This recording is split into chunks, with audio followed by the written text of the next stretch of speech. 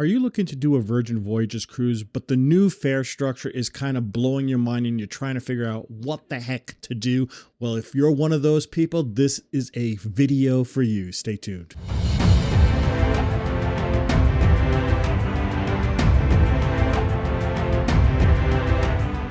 Hi everyone, Rob from Cruise Seekers, and welcome to our Cruise Tips show. Today we are going to be talking about Virgin Voyages and their new fare systems that kind of came out not too long ago in October of 2026. And if you're just kind of thinking about Virgin Voyages for the first time, or you're a prior Virgin Voyager cruiser and you just jumped in to get some new pricing and you're like, what the heck is this? Well, this video is for you. But before we get into all that information, I would like to thank each and every one of you folks who have become a member of this Cruise Seekers community by subscribing. Thank you so much for doing it. It is so appreciated by us. And if you're new here or you kind of been lurking around for some time now, hey, think about hitting that subscribe button and turn that notification bell on. This way you get notified every single time we put out a new cruise deal, a new tips video, a new short about things that we're doing. Hey, please hit that subscribe button, turn that notification bell on. Thank you so much for doing that. And while you're down there and looking at those things, think about hitting that like button. It does help that YouTube algorithm. It does help this community grow. Thank you so much for doing that as well. All right, Virgin Voyages with their new fare structure.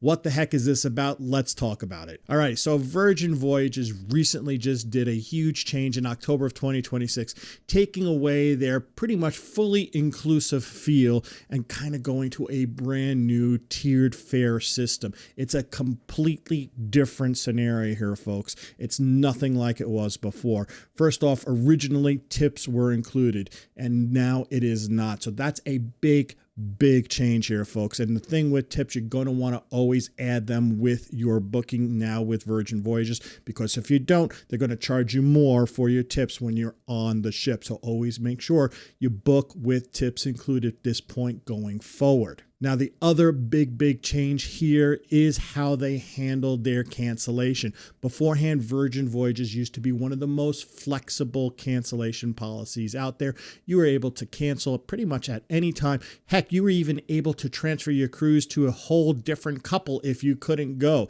You could change the first and second passenger name and just hand it off to someone else. You could have sold it on some sort of site and say, hey, I can't go. I'm going to sell it to someone so they can take advantage of this great price that we've got, because right now the prices are pretty high.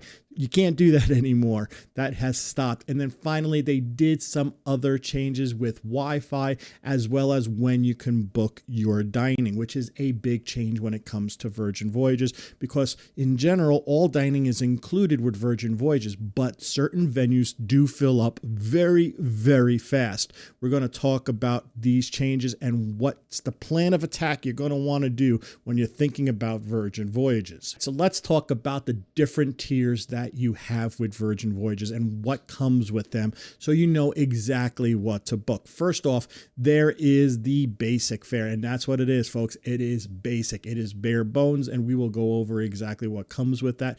Then you have what is called their essentials, and then your premium tiers. So out of the three, the one that's going to feel the most familiar to how you used to book Virgin is the Essentials, while the Premier is kind of a little bit elevated and some more extra things. And you might want to think about going to Premier for certain reasons, and I will talk about that later.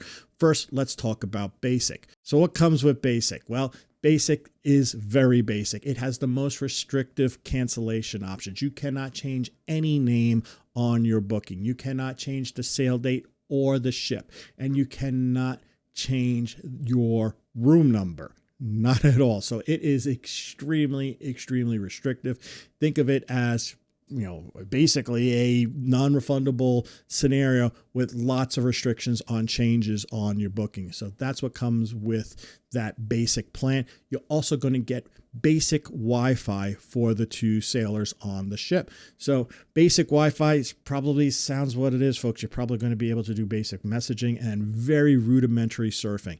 I'm really afraid of exactly the experience there, folks. If you're thinking about doing anything with Wi-Fi, you might want to think about upgrading this one.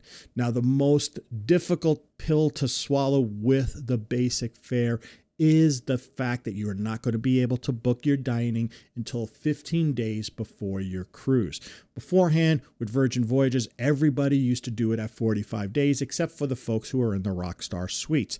Now, you're going to be stuck with a 15-day booking window, while everybody else who has the Essential or Premium or has booked the Rockstar suite gets to book their dining, and you're going to be left with the dregs. Nothing much. If you can even get into some of the popular places like the Wake or Pink Agave, you're just going to be very, very limited. And I'm not sure if it's even worth it to go on that ship if you can't get to all the dining venues that you want to, because that's kind of part of the fare with Virgin Voyages. It has all the dining included. But if you can't get into the dining, how is it really included? So that's the difficult portion. Now, if you're going on a longer cruise, more than the 3-4 nights, even the 7-night ones, you might have some better options to choose from when you do have those longer cruises to choose a restaurant. But for these shorter cruises, the 7 nights, the 4 nights, the 3 nights, it might be tough. Now, when we're looking at the next tier, we're talking about the Essential tier.